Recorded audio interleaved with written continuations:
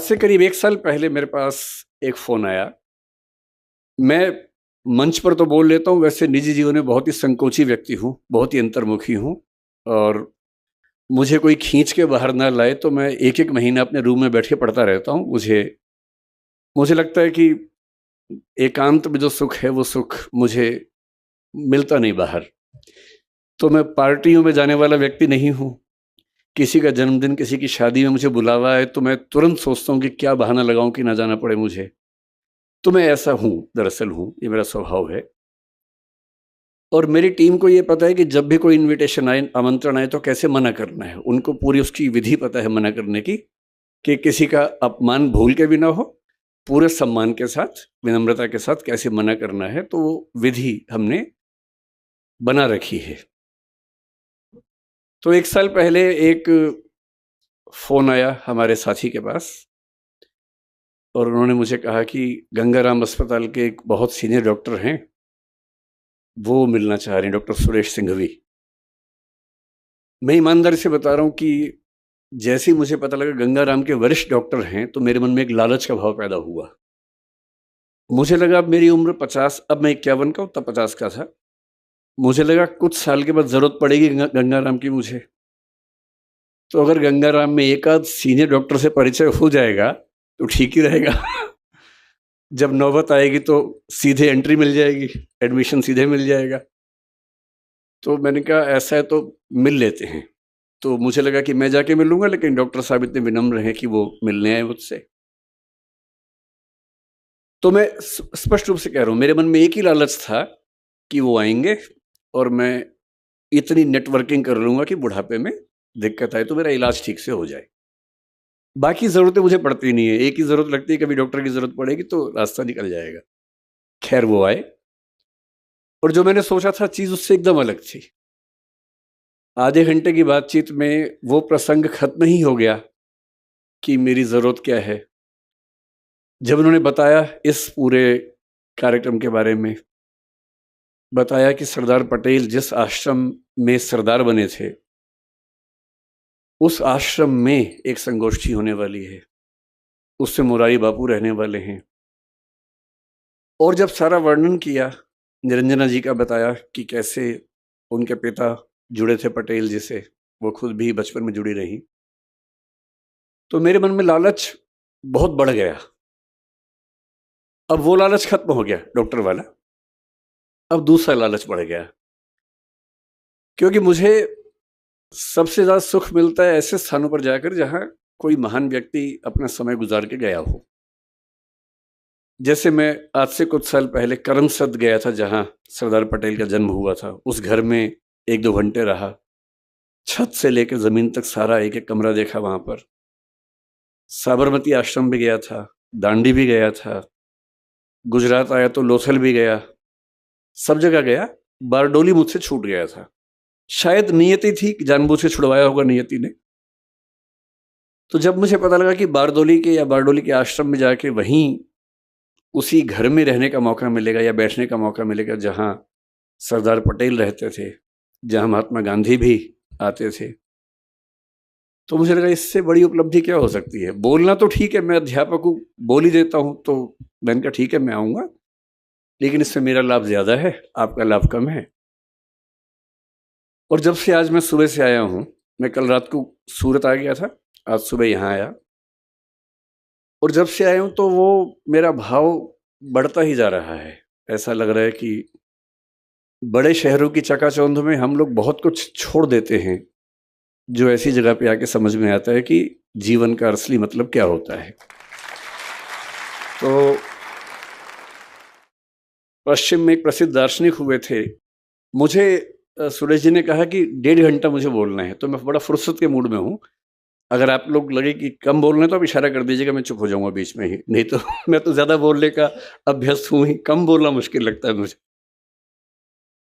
तो आज जब मैं आया तो यहाँ मुझे सरदार पटेल पर बोलना है, मैं उन पर आऊँगा थोड़ी देर के बाद। पहले मैं आज का अनुभव डिस्कस करना चाह रहा हूँ।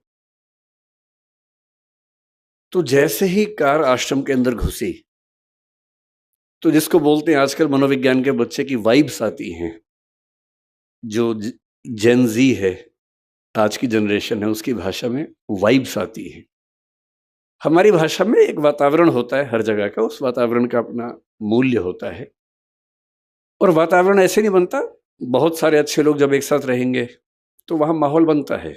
उसको हम वातावरण कहें, वाइब्स कहें, वाइब्रेशंस कहें, जो भी कहें, वो हर किसी को समझ में आता है।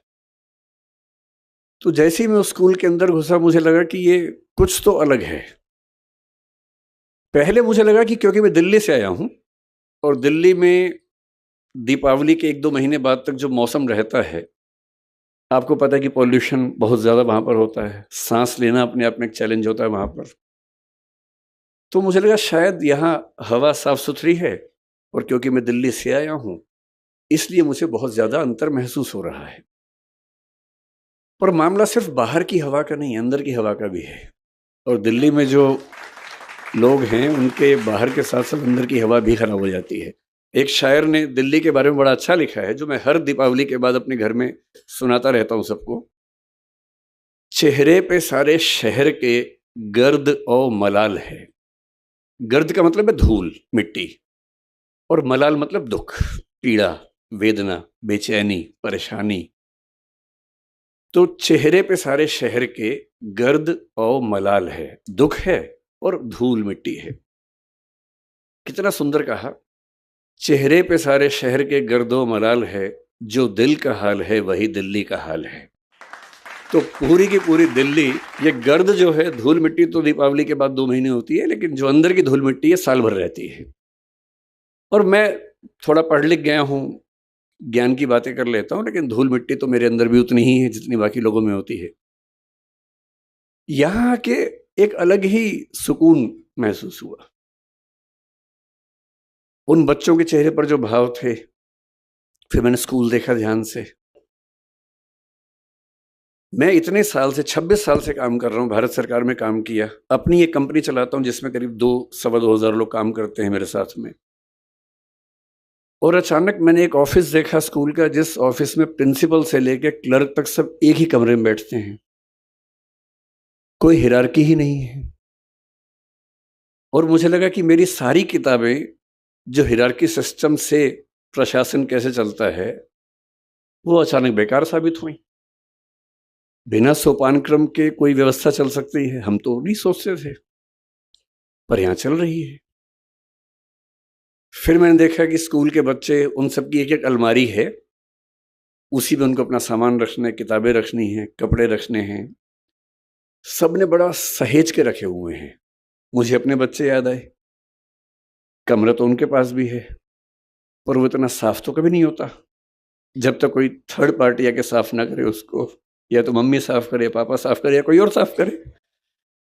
इतना करीने से कैसे बच्चे रह सकते हैं? और किसी की अलमारी पर कोई ताला भी नहीं है। तो मैंने पूछा कि ताला नहीं होने की वजह, तो बताया गया कि हम चाहते हैं कि बच्चे खुद ही सीखें कि अगर हम किसी की चोरी करेंगे तो कोई हमारी भी तो करेगा, और चोरी नहीं करनी है, ये स्वभाव का हिस्सा बन जाए। ये इसकी ट्रेनिंग है, इसका प्रशिक्षण है। बच्चे अपना खाना भी खुद बना रहे हैं, बर्तन भी खुद धो रहे हैं। 10वीं के बच्चे दिल्ली में ये कह के आतंक मचाए रखते हैं कि मेरा 10वीं का एग्जाम है, तो ना मैं खाना तो खैर बनाने का सवाल ही पैदा नहीं होता है, बर्तन धोने का तो मसला ही नहीं है उनके सामने।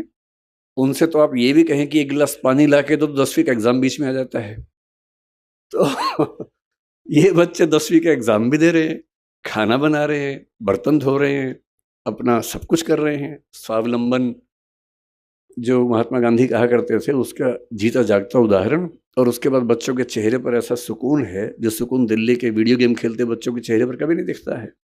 तो मुझे कभी कभी क्या होता है, मैं जिक्र कर रहा था कि पश्चिमी दार्शनिक हुआ हेडेगर नाम के, 20वीं शताब्दी की शुरुआत में ही, जर्मनी की बात है, जब जर्मनी विश्व युद्धों की दुनिया में आ गया था, उस समय की बात है। उन्होंने एक बड़ी गहरी बात कही।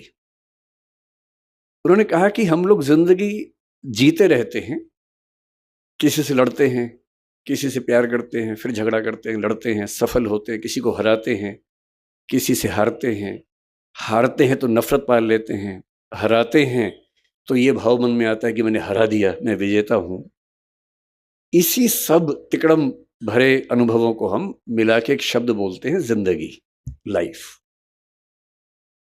लेकिन कभी कभी ऐसा होता है जिंदगी में कि अचानक कोई इंसिडेंट होता है। वो इंसिडेंट क्या होता है, जैसे मान लीजिए कि मैं और मेरा दोस्त सड़क पे जा रहे हैं, अचानक एक ट्रक की कार ब्रेक फेल हुई, उसे टक्कर मारी और मेरे साथ जो मेरा दोस्त था उसकी मौत हो गई और मैं बच गया।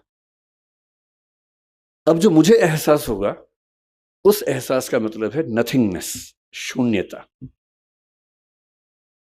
उस मोमेंट पे, उस क्षण में ये लगता है कि क्या है जिंदगी में ऐसा, और मैं जो इकट्ठा करने में लगा हूं, मैं जो ताकत के पीछे भाग रहा हूं, मैं जिस 8 साल बाद की प्रमोशन के लिए अभी से रात दिन जुटा हुआ हूं, ये सब तो 1 सेकंड का खत्म होने का वाला खेल है। जिस जिंदगी का 1 सेकंड बाद का अता पता नहीं है, भरोसा नहीं है, कल सुबह मैं उठूंगा भी या नहीं ये भी नहीं पता है, और मैं ऐसी जिंदगी जी रहा हूं जो 10 साल बाद मैं ये बन जाऊंगा, 18 साल बाद मेरी प्रमोशन ये होगी, मैं सेक्रेटरी बन जाऊंगा या मैं हाई कोर्ट के जज बन जाऊंगा। इस अनुभव में जो लोग थोड़े ज्यादा सेंसिटिव हैं, संवेदनशील हैं, वो इस अनुभव को झेल नहीं पाते, और उनके लिए इसी बिंदु पर टर्निंग पॉइंट आता है और वो जीवन का रास्ता मोड़ लेते हैं कि जब जीवन में कुछ भरोसा नहीं तो मैं इन निरर्थक चीजों के पीछे क्यों भागता रहूं, क्यों ना मैं किसी ऐसी सार्थक चीज की तलाश करूं जो अंततः मुझे सुकून देती हो। और हम जीवन क्यों जीते हैं? मैं दर्शन विषय का विद्यार्थी हूं, पढ़ाता भी हूं। भारत के, दुनिया के सब दार्शनिकों को पढ़ाने की प्रक्रिया में मैंने पाया कि अंततः सभी के मन में एक ही बात है, अलग अलग शब्दों से कहते हैं, और वो ये है कि जीवन का अंत इसी बात पे है कि मुझे सुकून मिले, मुझे आनंद मिले, मुझे सुख मिले। और सारे भौतिक सुखों के बाद, देश की राजधानी की सारी ताकत को देखने समझने के बाद, अगर उससे ज्यादा सुकून बारडोली के आश्रम में है, तो इसका मतलब है कि जीवन का सही अर्थ तो यहां आके खुलेगा, वहां तो नहीं खुलेगा।